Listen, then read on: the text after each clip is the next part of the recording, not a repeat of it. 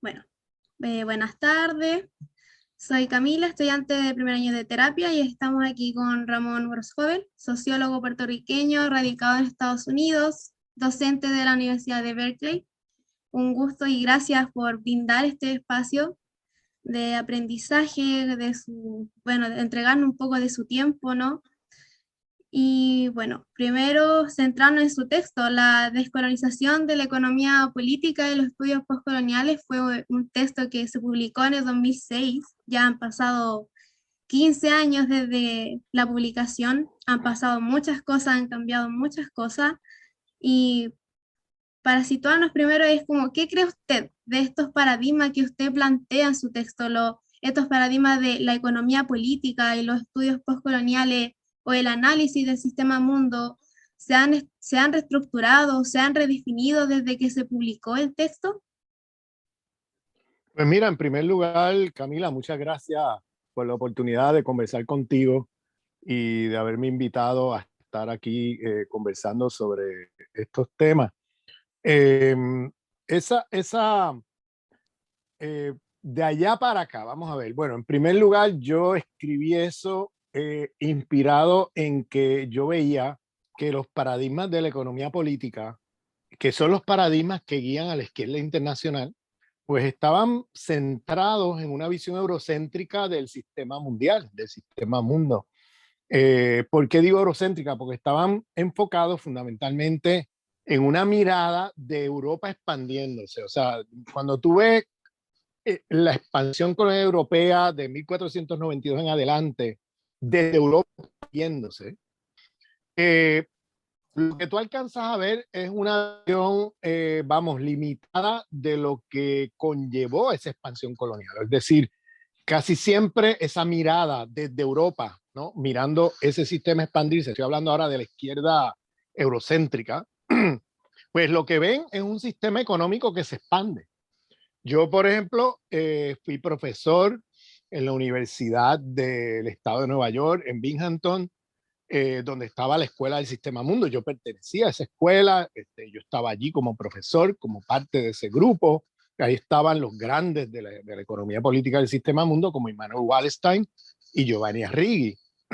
Entonces, yo tenía discusiones con ellos porque yo siempre preguntaba por qué para ellos el Sistema Mundo es fundamentalmente un sistema económico, porque es que siempre enfatizan lo económico y hay otras dimensiones que quedan fuera o si las mencionan de una manera muy derivada, muy reduccionista, económica, muy como un epifenómeno de la economía muy limitada, ¿no? Entonces, ellos siempre me decían, mira, lo nuevo que aparece después de la expansión colonial europea de 1492, lo nuevo es un nuevo sistema económico mundial, que es el sistema capitalista mundial, una nueva economía, un nuevo mercado mundial capitalista, y eso es lo nuevo. Y yo digo, bueno, pero y vamos a ver, y el patriarcado de la cristiandad, y eso, bueno, pero eso ya estaba allí en Europa. El patriarcado de la cristiandad estaba allí. Bueno, y el racismo, bueno, habían formas ya de racialización ocurriendo en Europa ya. Eso no es nuevo. Y yo decía, bueno, pero ven aquí o sea, yo iba por las diferentes jerarquías de dominación de este sistema y ellos me decían, bueno, pero, y la cristiandad, por ejemplo, que yo decía, bueno, eso es un sistema de dominación que va a, que es una estructura de dominación de las jerarquías religiosas del mundo, o sea, con el sistema, la expansión con europea, eso se generó como la religión superior y las demás inferiores, ese tipo de cosas. Dicen, no, pero eso ya estaba en Europa, la cristiandad. Yo, bueno. Y eso, yo iba sobre la lista de las jerarquías de dominación y me decían, no, pero si todo eso ya está en Europa, eso no es nuevo. Y yo, bueno, pero espérate un momento, vamos a ver. No es nuevo si lo estás mirando desde Europa expandiéndose, pero si lo estás mirando desde la mirada de los pueblos originarios de nuestro continente, de Europa llegando, pues lo que llegó fueron mucho más cosas que un sistema económico, porque la cristiandad como forma de espiritualidad o de religión no existía en las Américas. Eso no existía, eso es nuevo. Bien, eso existiría en Europa pero no existía en las Américas.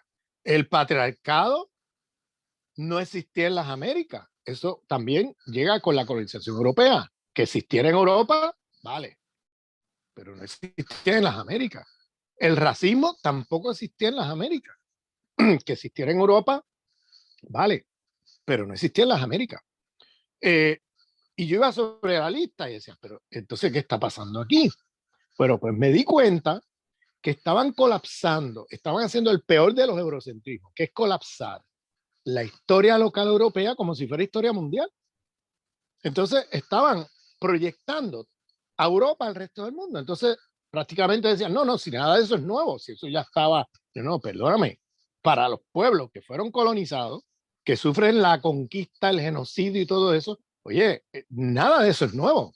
Perdón, nada de eso es viejo, todo eso es nuevo. Es decir, todo lo que llegó fue nuevo. Y por tanto, no puedes entonces teorizar el sistema mundo desde la presuposición eurocéntrica de que lo nuevo que aparece con la expansión colonial europea es un sistema mundial capitalista. Tienes que dar cuenta entonces de que en ese sistema mundo que se crea de centros y periferias con la colonización de las Américas es no solamente una expansión colonial económica, sino que es una expansión colonial civilizatoria, porque ahí viene un paquete de relaciones de dominación que no se agotan en la económica y que llegan junto con el proyecto de expansión colonial. Ellos llegaron, no solamente llegaron con la espada y con la Biblia. Vamos, o sea, fue que, bueno, que llegó un sistema económico y ya, es que llegó un montón de cosas al mismo tiempo y que si eso es así, entonces las tienes que incorporar como parte de las jerarquías de dominación del sistema mundo. No la puedes dejar de lado o presuponer que como eso ya existía, que eso no es nuevo y dejarlo de lado en la teorización del sistema mundo, porque Claro, eso es nuevo para el resto de la humanidad. ellos llegaron con la maleta y ahí lo Claro, empezaron a simplemente sacar todo. Sí. eso, llegaron con un paquete de relaciones de dominación, o sea, abrieron la maleta y ahí sacaron todo al mismo tiempo. Y entonces, por tanto, yo digo, hay que entonces me doy cuenta que los paradigmas marxistas y neomarxistas de la economía política, en esas conversaciones y debates con, con Wallenstein, con Arrighi, con las planteamientos marxistas y neomarxistas de la economía política, me doy cuenta que la izquierda internacional es una izquierda que está manejando un paradigma que está montado sobre una geopolítica y corpopolítica del conocimiento de europeos mirando el mundo desde Europa expandiéndose. Entonces, no están haciendo un cambio en la geografía de la razón y ver a Europa llegando, porque cuando tú ves a Europa llegando, ahí sí que aparecen muchas más cosas de las que tú logras o alcanzas a ver mirando a Europa expandiéndose, mirándolo desde Europa. O sea, saliendo al mundo no es lo mismo que Europa llegando. Entonces, cuando tú la ves llegando, llega, como tú dices, una maleta que abren y sacan ahí 20 cosas que no estaban allí, que no existían allí, que quizás existieran en Europa, pero no existían en el resto del planeta Tierra. Entonces, por tanto, esas jerarquías de dominación tienen que dar cuenta de la cartografía del poder del sistema mundial. Y ahí es donde yo entonces planteo en ese artículo de que ahí yo identifico, no me acuerdo, 14, 15 jerarquías de dominación mundiales en ese artículo. Y estoy seguro que cuando la gente lee mi artículo, verán otras jerarquías que yo no vi, que existen en el sistema mundo en que estamos. Yo después he añadido algunas que la misma gente me ha dicho, oye, que se te quedó aquella o la otra. Y yo, oye, es verdad, no lo había pensado. O sea, cosas de jerarquía, pues como es una civilización, lo que se expande entonces es una civilización. Bien, no es un sistema económico lo que se expande, es una civilización con un sistema económico. Bien, ahora, esto que estoy diciendo aquí, que pareciera, bueno, una cosa, no sé, una cosa y media superficial o media simple, tiene unas implicaciones no solamente teóricas, sino políticas enormes. Porque vamos, en términos teóricos, lo que yo estoy diciendo es que el capitalismo histórico, el capitalismo realmente existente, está construido desde adentro por las lógicas civilizatorias de una civilización que en su primera etapa de la cristiandad y que luego se seculariza las narrativas de la cristiandad y las jerarquías de dominación de la cristiandad en lo que conocemos como la modernidad capitalista occidental. Entonces, el capitalismo histórico, vamos, en términos teóricos, no podemos seguir pensando en la noción aquella vieja del marxismo eurocéntrico del siglo XX, y digo marxismo eurocéntrico porque eso no estaba en Marx, de superestructura e infraestructura. Esa idea de que la economía es la infraestructura y que lo demás es un derivado superestructural de la economía, esa es una idea del marxismo eurocéntrico del siglo XX que no está ni siquiera en Marx. Marx, cuando habló de eso como una metáfora en un párrafo de una de sus prólogos al Capital, pero nada más. O sea, nunca lo usó como método de entender o de desarrollar un análisis de la realidad histórico-social. Él nunca usó eso. Él nunca miró la realidad histórico-social como un esquema arquitectónico de una infraestructura y ahí se deriva una superestructura. Eso, él nunca hizo eso.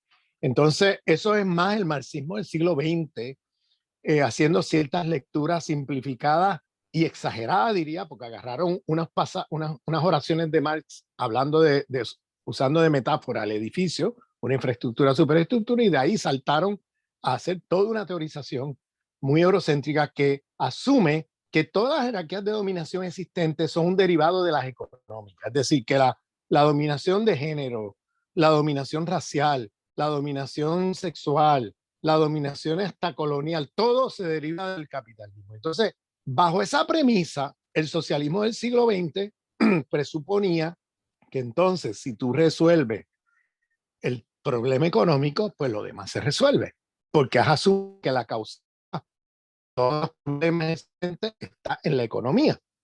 La destrucción planetaria ecológica, el sexismo, el racismo, la dominación de género. O sea, bueno, podemos ir sobre una lista larga de jerarquías de dominación que yo nombro ahí en ese artículo, las menciono del sistema mundo.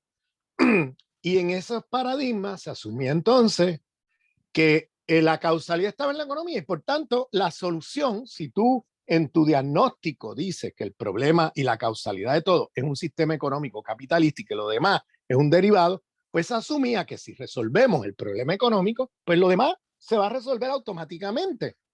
Bien, entonces bajo ese paradigma, en términos teóricos yo lo veo muy problemático. Pues yo prefiero hablar de la imbricación heterogénea y compleja de múltiples jerarquías de dominación, que es lo que yo nombro como heterarquía, o que los dependentistas latinoamericanos llamaban la heterogeneidad histórico-estructural, que es otra manera metateórica de entender las relaciones de dominación que no pasan por este esquema de infraestructura-superestructura, sino que, por ejemplo, el concepto de interseccionalidad de jerarquías de las feministas negras, las jerarquías imbricadas, múltiples jerarquías de dominación imbricadas entre sí.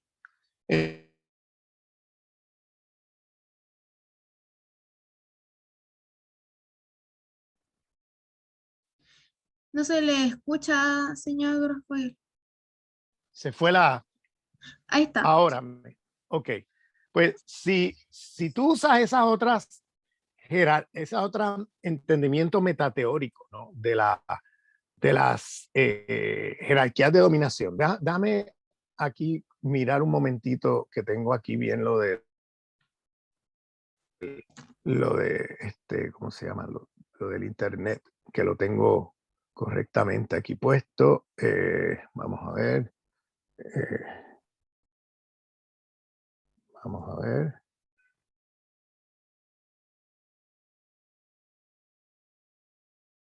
Que va a funcionar mejor, espero. Eh, ¿Me escuchas? Sí, Ok.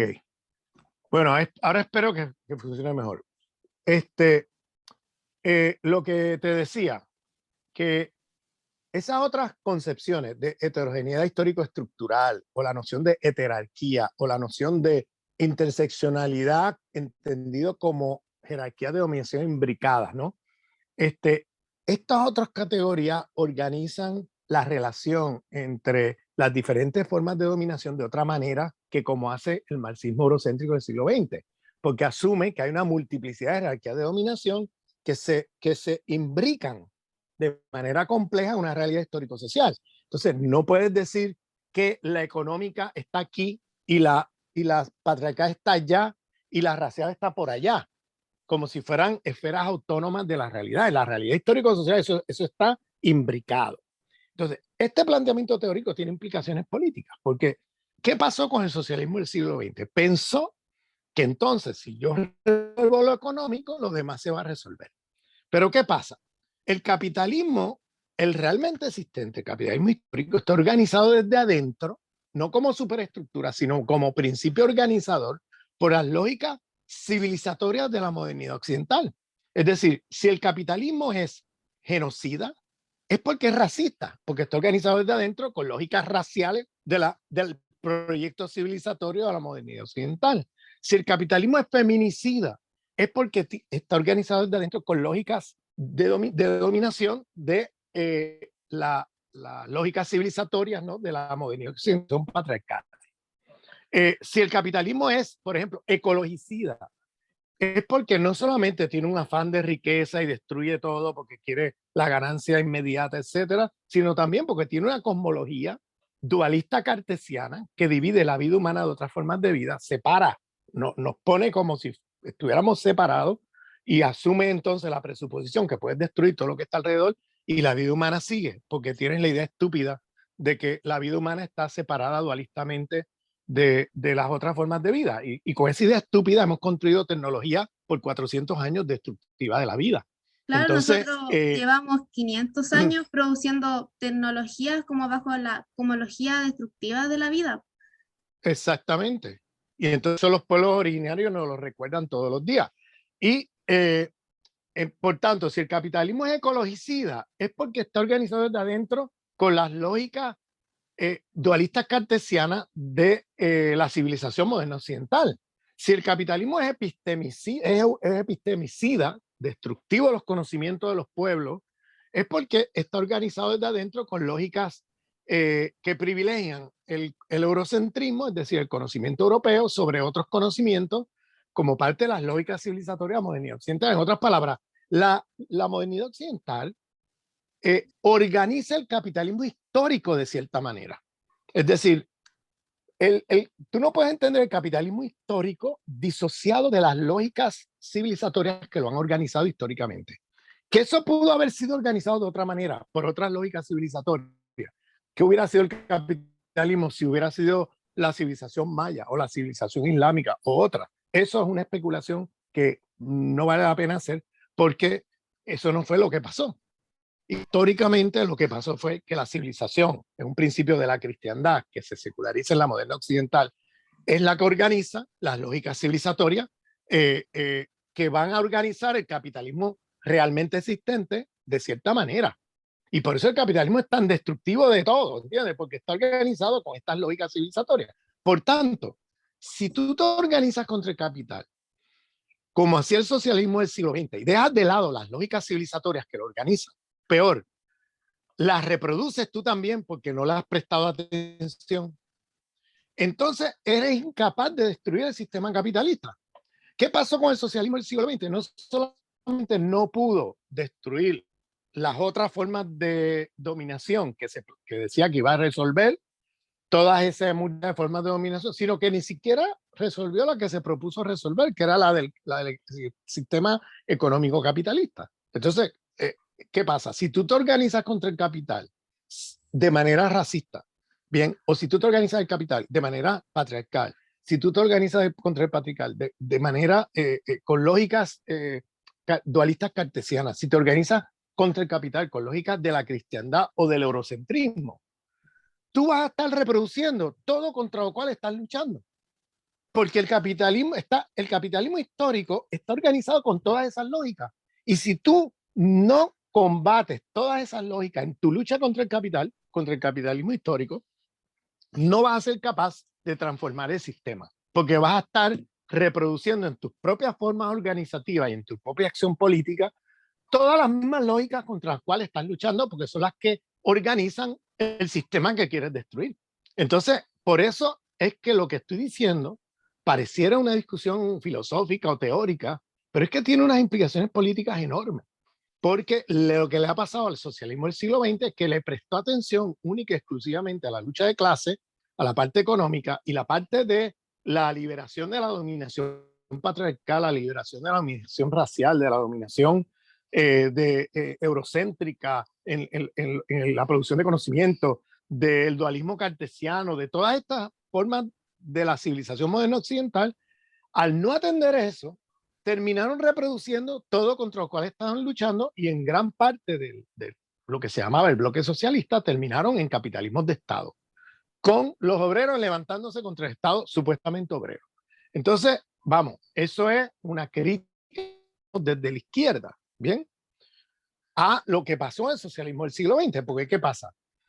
Si queremos construir un proyecto de transformación de este sistema destructivo de la vida, como es el capitalismo histórico, si queremos superar esa modernidad capitalista occidental, que es la civilización en que estamos metidos a escala global y planetaria, porque destruyeron todas las civilizaciones que se encontraron de frente y impusieron esta, y ya desde principios del siglo XX ya no existía nada fuera de esta. Ya una vez destruyen a los otomanos, ya no quedó nada fuera.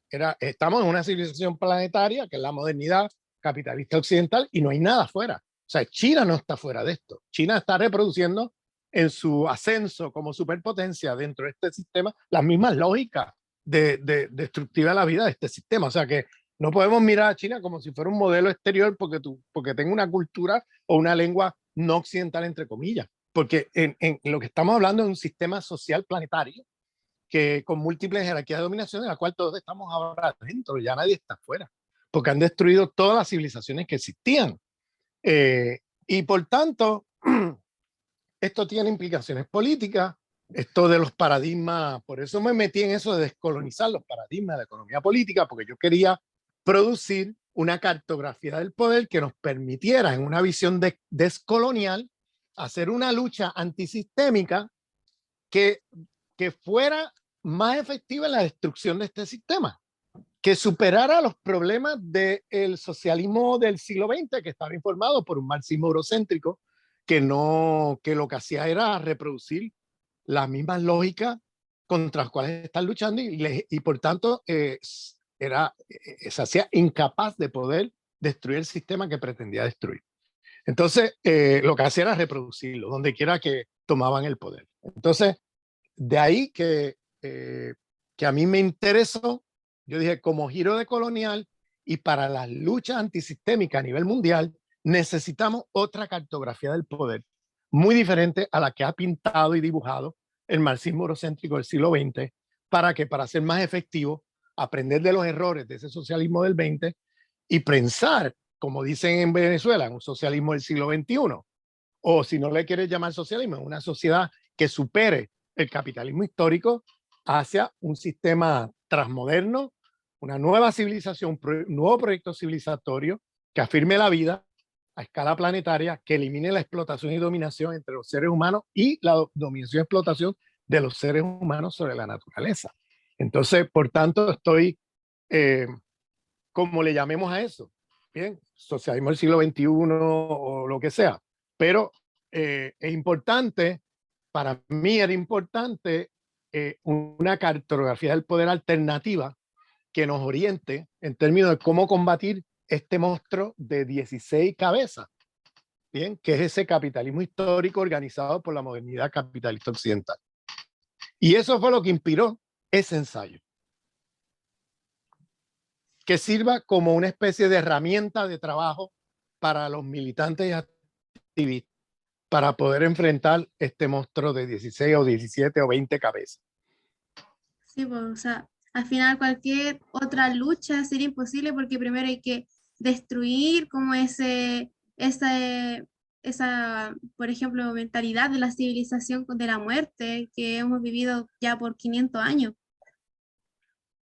Claro.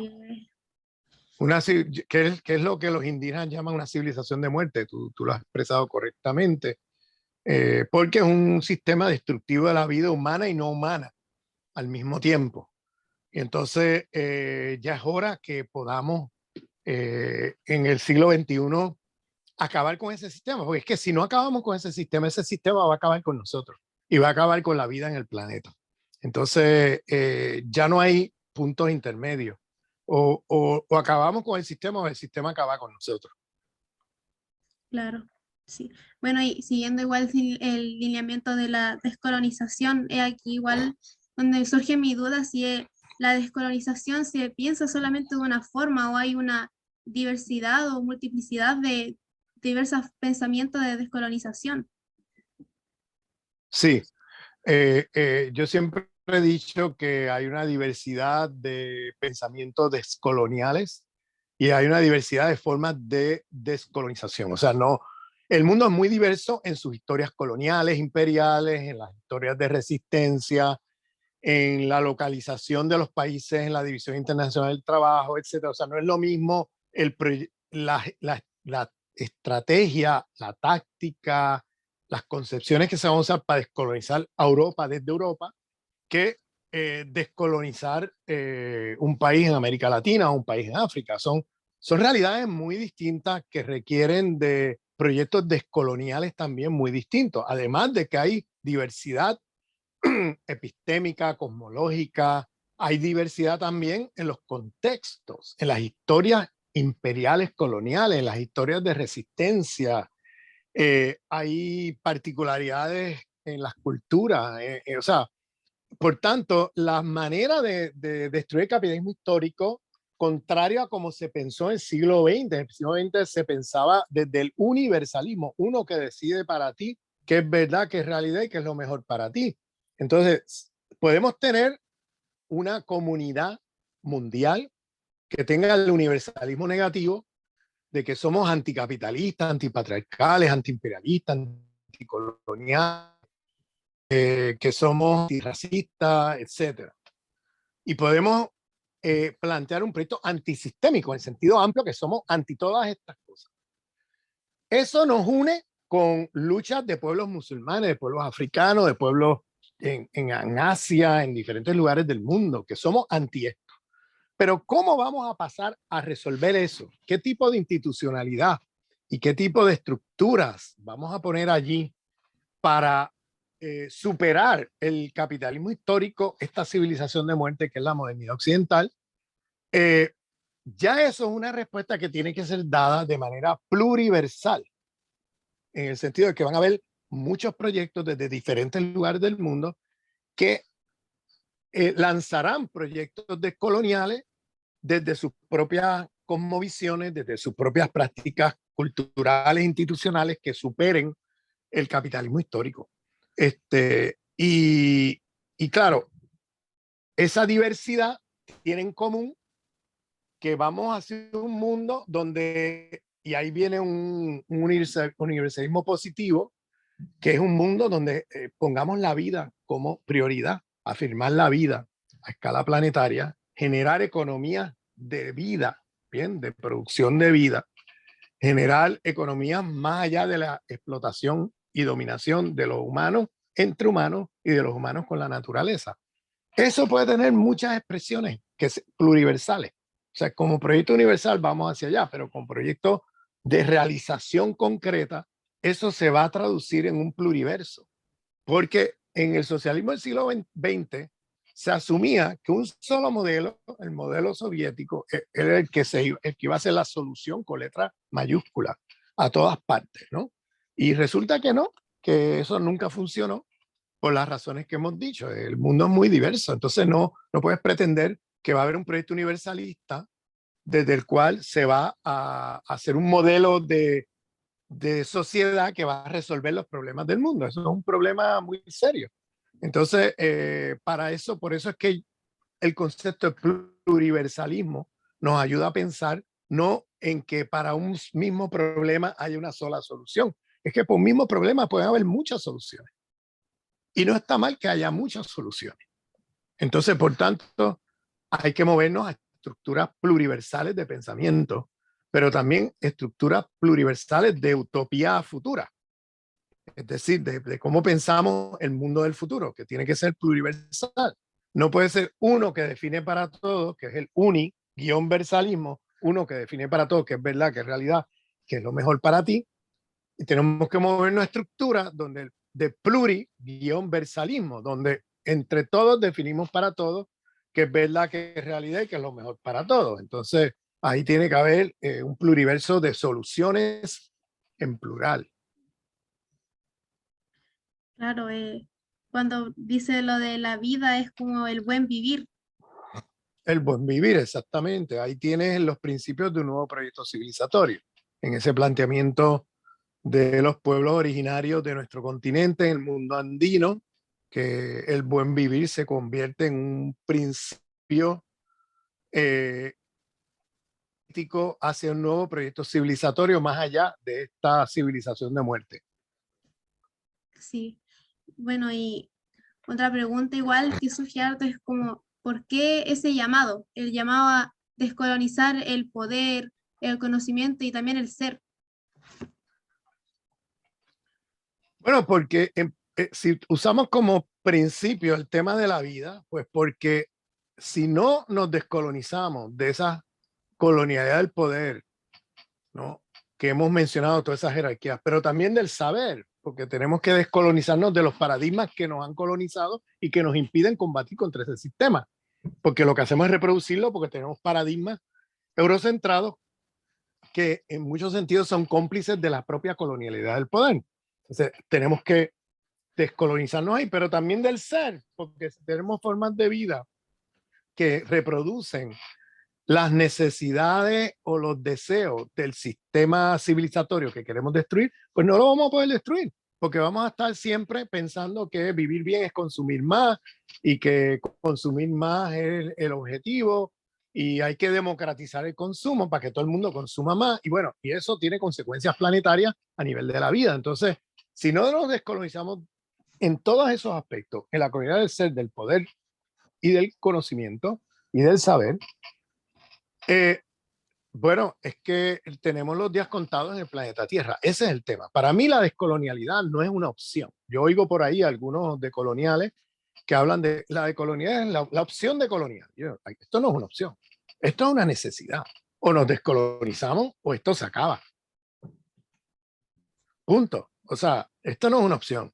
Para mí es la necesidad de colonial, no la opción de colonial. Bien. Eso lo ves claramente en un autor como Walter Mignolo, que llama a la opción de colonial. Y mira, la opción es como, bueno, la gente que vive del 1%, que tiene la opción de ser de colonial hoy y colonial mañana y lo que sea, ¿no? Y no pasa nada porque ellos están arriba viviendo los privilegios y los beneficios de este sistema. Pero para la gente que está abajo y para la humanidad en general, ¿no? Para el 99%, que nos interesa que la vida continúe hacia el futuro, ¿no? Aunque seamos en este momento finito, entendemos la humanidad como un proyecto infinito. Entonces, si queremos movernos en esa dirección, eh, la, la genialidad no es una opción, es una necesidad. O nos descolonizamos o esto se acaba la vida en el planeta. Y por eso hemos llegado a un punto de no retorno, donde o nos vamos en una dirección o en la otra. Ese es el tema. Ese es el tema. Ese es el tema de la descolonización. Mucha gente no lo logra entender porque se creen que confunden el concepto colonial con la descolonización del siglo XIX, que era descolonizarte significaba entre una administración colonial y generar un Estado con una frontera jurídico-política frente a un imperio. Bien, eso no es suficiente porque como se demostró en nuestro continente, al otro día de las independencias, todas las jerarquías de dominación de la historia colonial continuaron hasta el día de hoy. No fueron independencias sin descolonización. porque todo ese paquete, ¿no? Esa maleta que abre y que tiene todo ese paquete de relaciones de dominación, continuaron hasta el día de hoy, no se descolonizaron. Y eso vino con la expansión colonial europea. Por eso yo digo, estos son residuos y resultados de una historia colonial que sigue viva hasta el día de hoy, aunque estemos formalmente en estados que en apariencia son independientes, pero en realidad son neocolonias de algún imperio. Entonces, el neocolonialismo emerge como la nueva forma de colonialismo en el mundo contemporáneo. Entonces, esas relaciones coloniales que puso allí la expansión colonial europea, como por ejemplo el patriarcado de la cristiandad, el sistema racista, el sistema, el eurocentrismo, todo esto que hemos mencionado, pues siguió allí, pero ahora en nuestro continente con blancos criollos dominando los estados y ejerciendo la misma colonialidad que ejercía el Imperio Español ahora contra las mismas víctimas de siempre, pueblos originarios, pueblos afro, pueblos mestizos, con una jerarquía de dominación de élites criollas blancas por todas partes. Y entonces, vamos, el proyecto fueron independencias sin descolonización o independencias coloniales, porque no lograron descolonizar las jerarquías de dominación que puso allí la historia colonial. Y por eso, por ejemplo, un caso como Chile, por eso la opresión de los mapuches no ha parado en más de 500 años. O sea, vamos, que eso es como una cosa que no termina. Mira cómo está hoy los pueblos mapuches militarizados por ese estado neocolonial de las élites criollas blancas. O sea, el racismo sigue. Y eso es un racismo que tiene un sesgo colonial que viene de la historia colonial y que no ha parado. Entonces, bueno, por eso digo que o nos descolonizamos o esto, oye, los días los tenemos contados en el planeta Tierra, como especie. Bien, como especie. Los humanos como especie, mira, aquí no vamos a durar mucho. Y lo que no sabemos es cuántas otras especies se hundan con los humanos. Esa es la parte que no sabemos. Claro, queda este llamado más que un ultimátum, básicamente. Prácticamente, porque O te estamos ya descolonizas o te descolonizas. sí, o te descoloniza o nos morimos todos. Eso es lo que viene. O sea, eso es lo que viene. Entonces, o sea, vamos, que esto son cosas, por ejemplo, que cuando yo discuto el tema de el dualismo cartesiano como una cosmología destructiva de la vida, etcétera, la gente puede decir, ah, mira, qué interesante, una crítica filosófica. No, no, no, no, yo no estoy hablando de filosofía, perdóname. Yo estoy hablando de vida o muerte. Es que si no nos descolonizamos de ese esquema, de esa cosmovisión destructiva de la vida, es que tenemos los días contados. Tenemos que volver a las visiones holísticas que tenían todos los pueblos antes de la modernidad occidental, todas las civilizaciones del planeta Tierra, con todas sus diferencias de cosmovisiones, tenían algo en común en todas esas cosmovisiones. Y era el entendimiento que los seres humanos vivimos dentro de un cosmos coexistiendo con otras formas de vida. Y que cualquier especie que destruya a las otras especies, destruye la vida. O sea, una idea muy sencilla, que estaba allí en la noción del Tawhid del Islam, que está en la noción de Pachamama, de los pueblos andinos, que está en la noción de Ubuntu, de los pueblos africanos, que está en las nociones de las cosmovisiones de todo el planeta.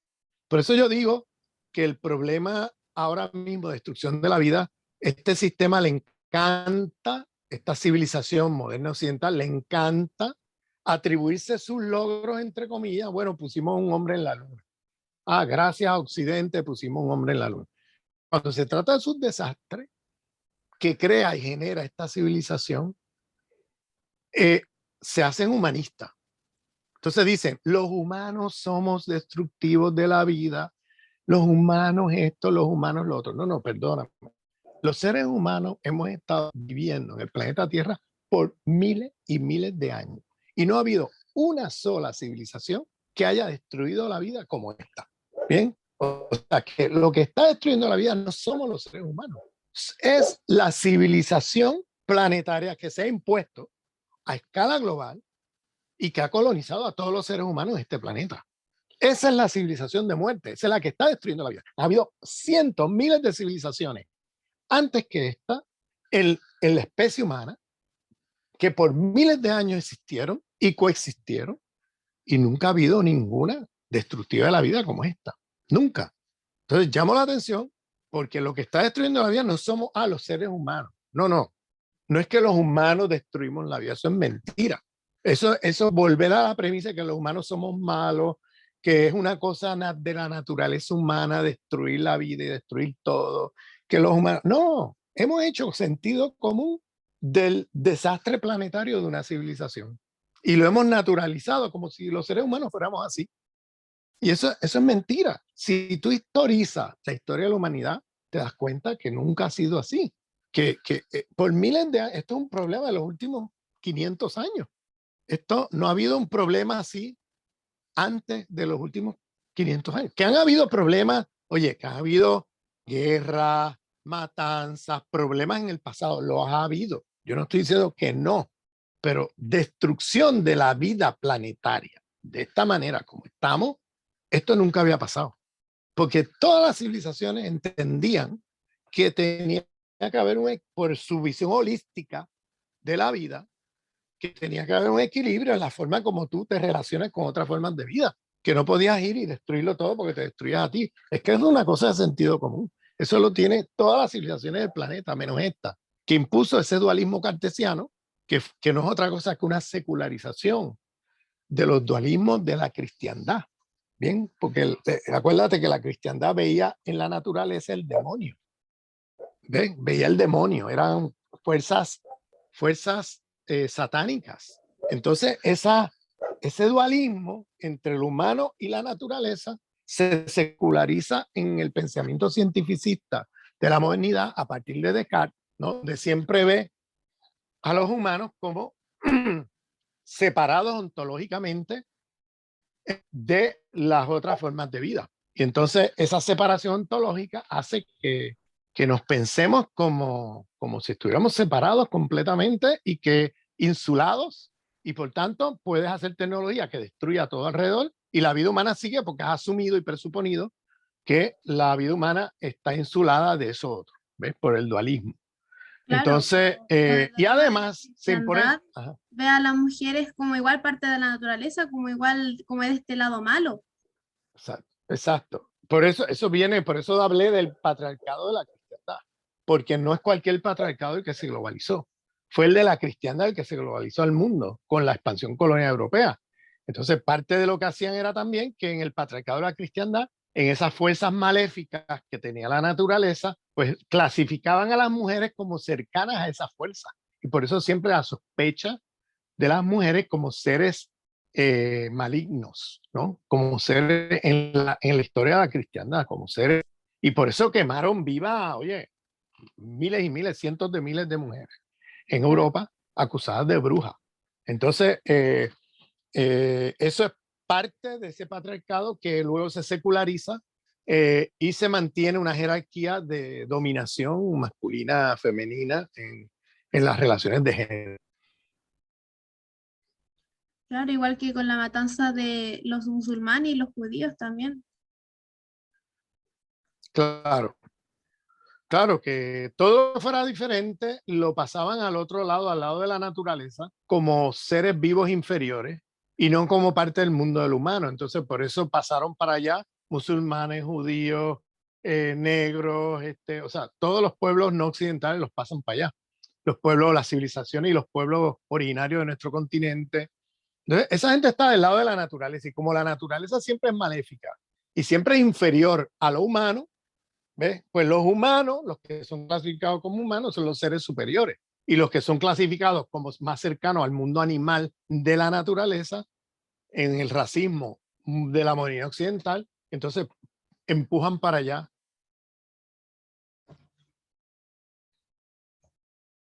Oh, perdí el audio. A ver. No se escucha. Que no se Ahí, escucha. Que ahí sí. decía que se impulsa fuera del reino del humano a la mayoría de los pueblos del mundo que los clasifican como parte de la naturaleza y los empujan para allá.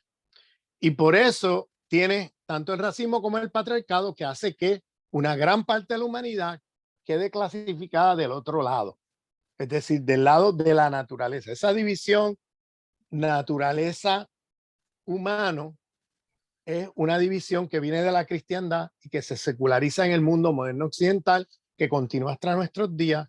Y claro, el racismo está anclado en ese dualismo, porque el racismo no es otra cosa que clasificar como cerca al reino animal natural a la mayoría de los pueblos del mundo y dejar una minoría de los humanos como si fueran los seres superiores que son los humanos, ¿no? Los otros son no humanos o